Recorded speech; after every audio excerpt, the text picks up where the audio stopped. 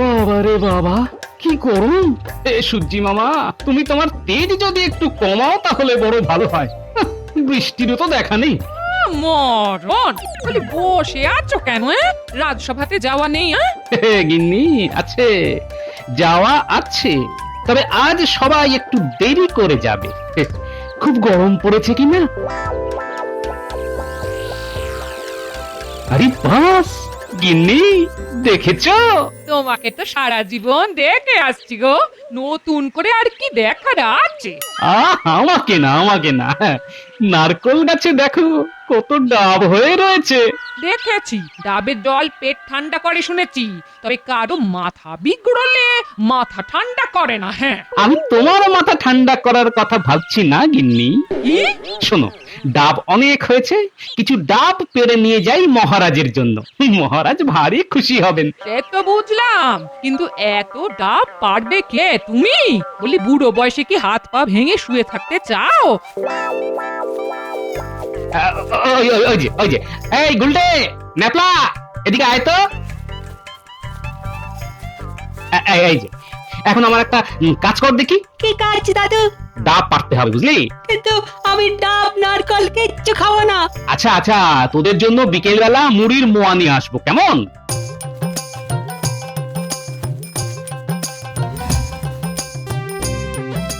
এটা নিয়ে এলাম গো। এরে বাবা, এই দাদি কি করতে এসেছো? এনে এনে ধর।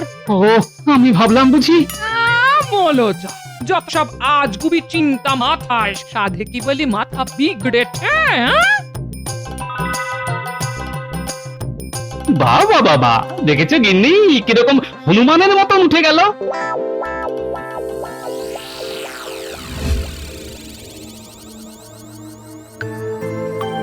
কি ব্যাপার রানী, দাসী মুখে খবর পেলাম তোমার নাকি শরীর খারাপ হয়েছে। পেটে খুব যন্ত্রণা শুরু হয়েছে মহারাজ। সে কি, এমন তো হবার কথা নয়। না না না না, রাজবৈদ্যকে এক্ষুনি খবর করতে হচ্ছে। আই, কে আছো? এক্ষুনি রাজবৈদ্যকে খবর দাও, বলো এক্ষুনি রানীমার অন্দরমহলে চলে আসতে। রানীমার শরীর ভালো নেই। আজ্ঞে মহারাজ।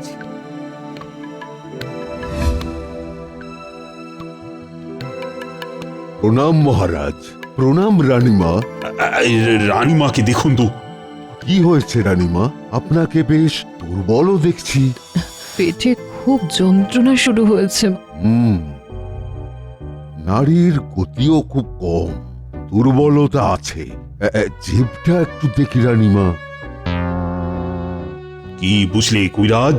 শরীরের দুর্বলতা আছে, তার জন্য আমি ওই পাঁচন বানিয়ে পাঠিয়ে দিচ্ছি।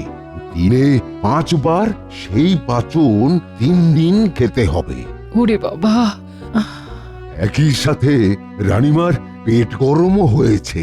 মনে হচ্ছে অতিরিক্ত গরম পড়েছে এবার, সেখান থেকেই হয়েছে। তাহলে পেট ঠান্ডা করার উপায়? ডাবের জল অতি খেলেই পেট ঠান্ডা হয়ে যাবে, রানীমাও সুস্থ হয়ে যাবেন। চিন্তা করার কিচ্ছু নেই। আমার বাগানেই তো অনেক ডাব গাছ আছে, কিন্তু জল খুব খারাপ। এর কারণ মালিও কিছু বলতে পারেনি। বিজ্ঞানীকে বলেছি ভালো করে যদি ডাব গাছের সার আবিষ্কার করতে পারি। তাহলে বাজার থেকেই আনাতে হবে। আর একজনের কথা আমি বলতে পারি। কে? গোপাল। ওর বাড়ির ডাবের জল গত বছর আমি খেয়েছিলাম, খুব মিষ্টি আর খুব ভালো। তাই নাকি? গোপাল সব সময় আমাদের মুশকিল আসান। আপনি গোপালকে বলুন ডাব নিয়ে আসতে। আমি ডাবের জল চেয়েছি শুনলে গোপাল ডাব নিয়ে নিশ্চয়ই আসবে। নিশ্চয়ই নিশ্চয়ই। কবিরাজ, তুমি পাঁচন বানিয়ে রানীকে শিগগিরই দাও। আমি রাজসভায় গোপালকে পেয়ে যাব, এক্ষুনি বলে দিচ্ছি। আশা করি ওর বাড়ির কাছে ভালো ডাব হয়েছে। এসব কি গোপাল? প্রণাম মহারাজ, আমার দেরি হবার জন্য মার্জনা চাইছি। আসলে এই থলে এত ভারী হয়েছে যে এটাকে বয়ে নিয়ে আসার লোক জোগাড় করতে সময় লেগে গেল মহারাজ। এত ভারী তা এতে কি আছে বলো তো গোপাল? মহারাজ, আমি সবার জন্য আমার বাড়ির গাছের ডাব নিয়ে এসেছি। খুব ভালো ডাব হয়েছে দেখলাম, তাই ভাবলাম নিয়ে আসি। রাজসভা শেষ হলে রানীমাকেও দিয়ে আসবো মহারাজ। গোপাল, গোপাল তুমি আমার যে কি উপকার করলে আমি বোঝাতে পারবো না তোমাকে। কি হয়েছে মহারাজ? শোনো শোনো গোপাল, রানীর খুব শরীর খারাপ, তা বৈদ্য রানীকে ডাবের জল খেতে বলেছে। এও বলেছে তোমার বাড়ির ডাবের জল খুব মিষ্টি, রানীর নিশ্চয়ই পছন্দ হবে। রানীর এখন খুব প্রয়োজন ডাবের জল খাওয়া।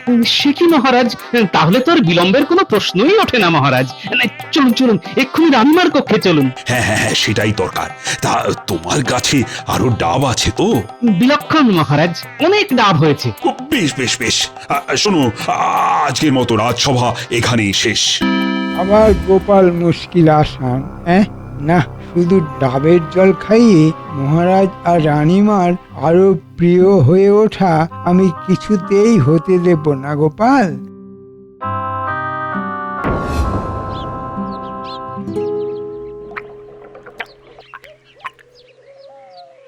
কি মিষ্টি ডাবের জল!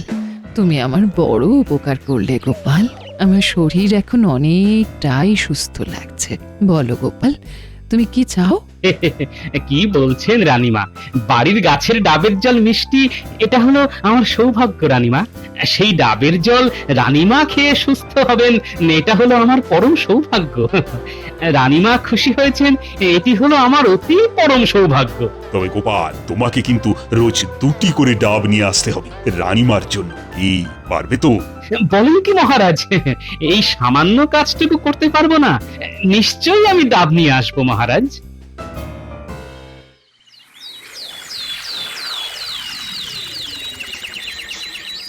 গোপাল, তোমার কাছে আমি বিশেষভাবে কৃতজ্ঞ। কেন আমাকে লজ্জা দিচ্ছেন মহারাজ? আমি এমন কি আর করেছি? সত্যি গোপালের কত বিনয়! মহারাজ, কথা মতো আমি 2খানি ডাব রানীমার কাছে পৌঁছে দিয়ে রাজসভায় এসেছি। রানীমা বেশ ভালো আছেন। মহারাজ, রানীমাকে রোজ কি ডাবের জল খেতেই হবে? কবিরাজ, তুমি বলো। মহারাজ, ডাবের জল পেটের এবং কোষ্ঠের জন্য ভীষণ উপকারী। তাই রানীমা রোজ যদি কিছুদিন ওই ডাবের জল খেয়ে যেতে পারে, তাহলে রানীমার খুব উপকার হয়। নিশ্চয়ই নিশ্চয়ই।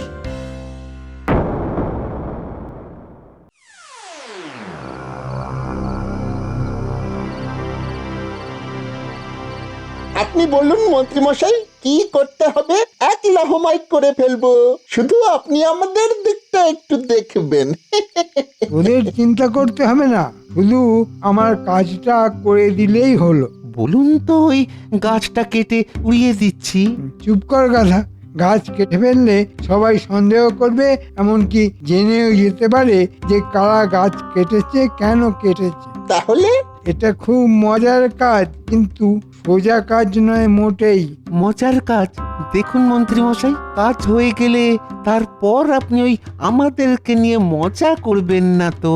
কি যে বলছিস না বলতে বল, এই কাজ করে তোরা মজা পাবি। শোন, ওই আম গাছটা দেখেছিস?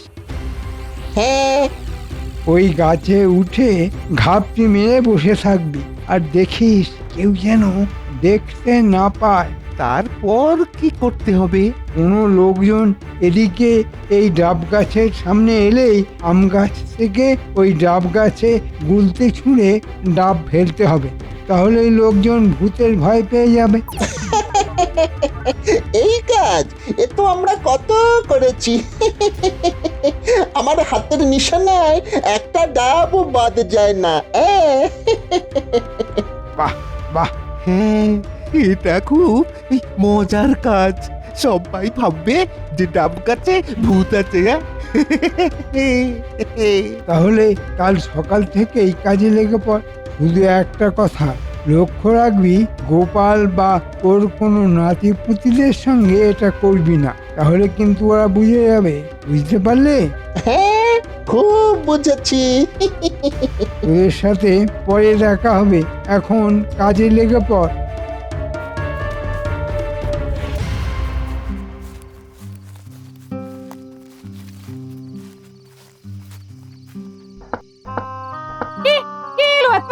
পণ্ডিত, তাড়াতাড়ি দরজা খোলো।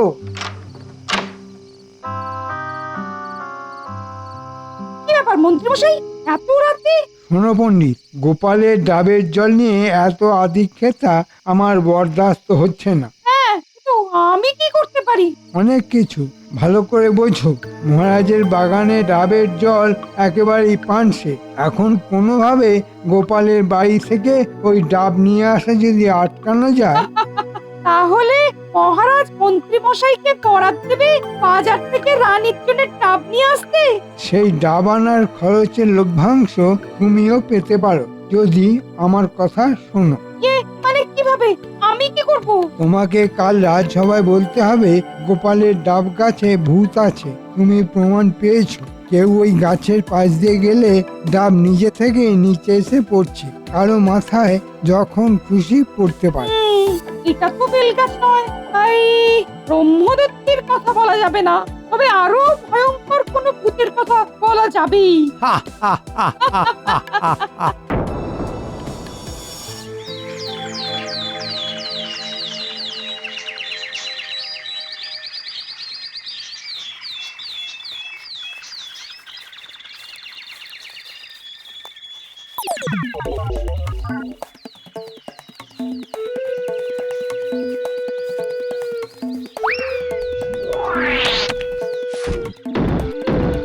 রে বাবা, খুব জোর বেঁচে গেছি, আর একটু হলেই তো মাথায় পড়তো।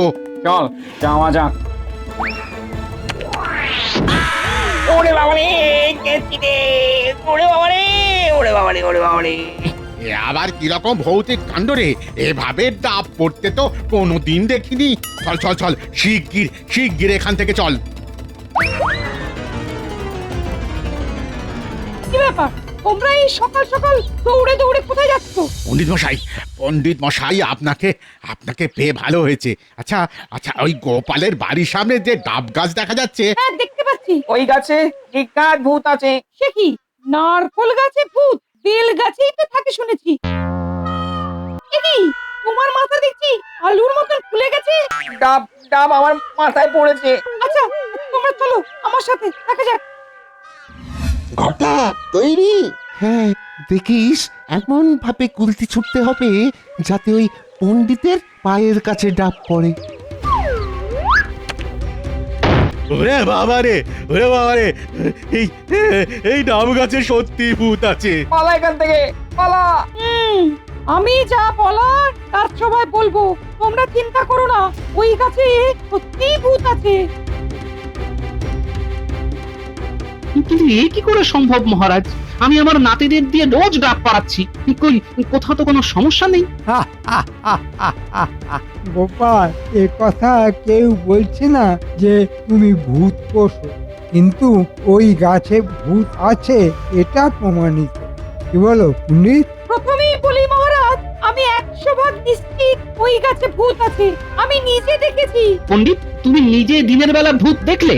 গোপাল, ব্যাঘাত ঘটিও না। ভূত নয়, ভূত নয়, ভূতের খেলা দেখেছি। শুধু আমি একা নই, আরো দুজন আমার সাথে ছিল। তাদের মধ্যে একজন ভূতের ছোড়ার ডাবে জখম হয়েছে পর্যন্ত। ভূত আমাকেও আক্রমণ করেছিল।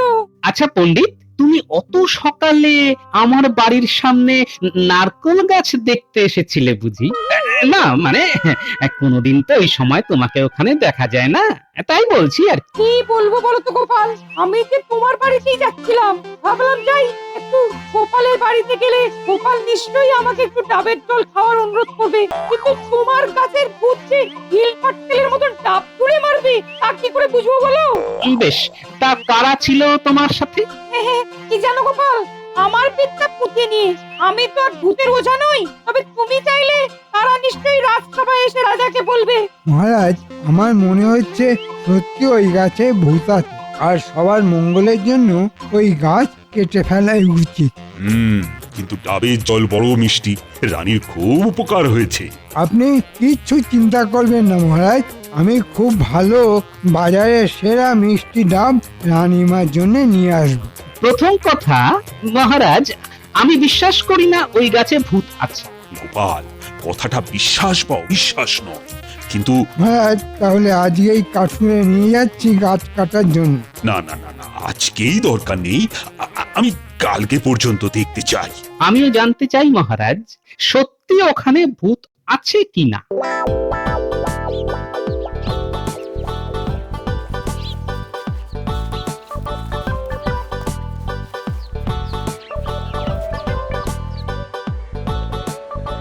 কি জানি এরকম কেন ঘুরছে, এখন তো কিছু হচ্ছে না। মনে হচ্ছে ভূতের কোনো উদ্দেশ্য আছে আমার গাছটিকে নষ্ট করা। নজর রাখতে হবে। এসে গেছি সব।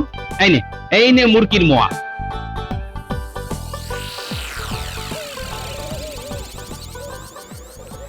একটা বড় বিপদ হয়েছে বুঝলি, আমাদের নারকোল গাছে নাকি ভূত আছে। হ্যাঁ, মা আর বাবা ওই গাছের পাশ দিয়ে আর যাচ্ছিল, হঠাৎ নাকি দুটো ডাব এসে সামনে পড়ে।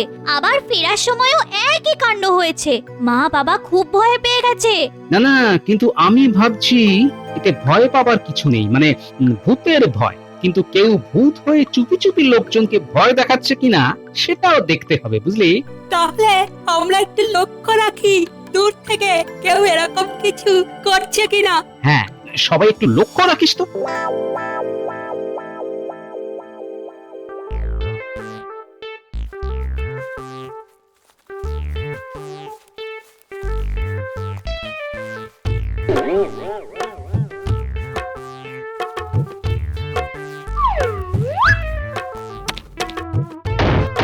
ওরে হাবুল, হাবুল, ভাগ ভাগ ভাগ। ওরে এই গাছে ভূত আছে রে, সত্যি ভূত আছে। ঠিক বলেছিস, আজকাল মহারাজের কাছে যেতে হবে। আরে বাবা, বাবা।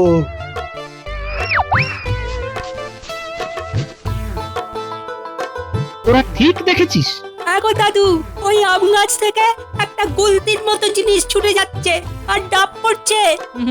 তাহলে আম গাছে ভূত আছে। হ্যাঁ, ওই ভূতকে তাড়াতে হবে। তোরা এক কাজ কর বুঝলি, অনেক ডাবের খোলা পাথর যা যা আছে সব জড়ো কর, আমি আসছি।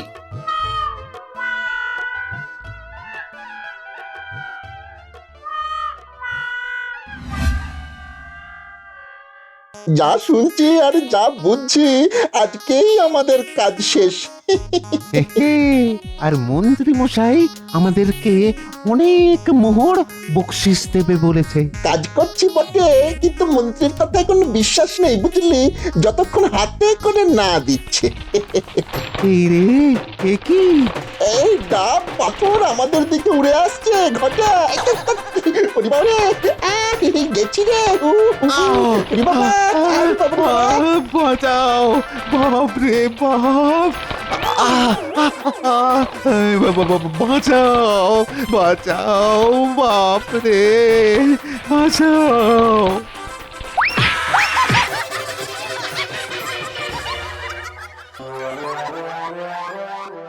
সবাই আজ সকালে ভূতের তাড়া খেয়েছে, তাই ওই নারকোল গাছ আর না কেটে তো কোনো উপায় নেই গোপাল। মহারাজ তাহলে এখনই শুরু করা যাক, এটাই আমাদের আজকে সব থেকে বড় কাজ। গোপাল, তুমি কিছু বলবে? ভূত আমি ধরে ফেলেছি মহারাজ।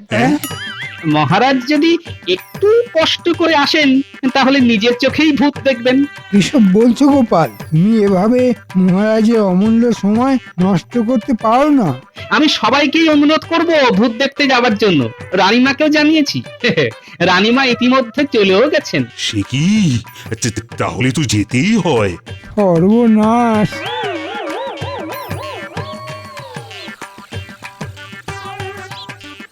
মহারাজ, এই হলো আপনার ভূত। ভূতেদের নাম বটা আর ঘটা। এই আম গাছে লুকিয়ে গুলতি ছুঁড়ে ডাব ফেলে লোকজনকে ভয় দেখানোই ওদের কাজ ছিল। ওদের কারসাজি আমার এই নাতি নাতনিরা ধরে ফেলেছে। কেন কেন তোরা এরকম করছিলিস? মহারাজ, এদেরকে জিজ্ঞাসা করুন কে ওদের এমন করতে বলেছিল। আমাদের মাফ করে দিন মহারাজ, আর কখনো এরকম করব না। এই মন্ত্রী মশাই আমাদের লোভ দেখিয়ে এরকম করতে বলেছিল, যাতে এই গোপাল দাদার এই কাজ কাটা পড়ে। মন্ত্রী, তুমি এরকম বলেছো? কেন? না মহারাজ, আমি এরকম বলতে যাব কেন? এই পণ্ডিত বলছিল ওই গাছে ভূত আছে। মন্ত্রীমশাই, আপনি আমাকে কেন জানাচ্ছেন এর মধ্যে? হ্যাঁ মহারাজ, আমি ভুল করেছি। এই মন্ত্রী আমাকে বলেছিল। আমিও লোভের মোহে পড়েছিলাম। পণ্ডিত তুমি? আসলে মন্ত্রী সহ্য হচ্ছিল না যে গোপালের আনা ডাবের জল খেয়ে আপনি সুস্থ হয়েছেন। মন্ত্রী ভেবেছিল ওই গাছ কাটা হলে বাজার থেকে ডাব নিয়ে আসবে আপনার জন্য, তাতে সে কিছু কামাবে। পণ্ডিত, তুমি এখান থেকে চলে যাও। 7 দিন তুমি এই রাজসভায় আসবে না, এটাই তোমার শাস্তি। আজ্ঞে মহারাজ। সমস্ত মিথ্যে কথা, সব গোপালের ষড়যন্ত্র। তাই নাকি মন্ত্রী? তা তুমি কবে থেকে মহান হলে? এখন তোমার কি শাস্তি হয় সেটাই আমি ভাবছি। মহারাজ, মন্ত্রী মশাই যখন সবাইকে ভূতের ভয় দেখিয়েছে, তখন তাকেই ভূত বানালে কেমন হয়? ঠিক বলেছ গোপাল। আমার কাছে চুনও আছে আর আলকাতরাও আছে। শুভস্য শীঘ্রম নিয়ে আসা হোক। মহারাজ, এসব কি? তোমার পাপের শাস্তি মন্ত্রী। এই ডাব গাছের সামনে আগামী 1 পক্ষ তোমাকে সারা দিন ভূত সেজে দাঁড়িয়ে থাকতে হবে। ওরে বাবা, ওরে বাবা, মহারাজ, মহারাজ আমাকে ক্ষমা করে দিন, আমাকে ক্ষমা করে দিন। ক্ষমা তো করিয়েছি, না হলে তো গারদে পুরে রাখতাম। এই তো এসে গেছে। এই যে ছোটরা, তোমরা দারুণ কাজ করছো। এখন মন্ত্রীকে ভূত সাজাও দেখি।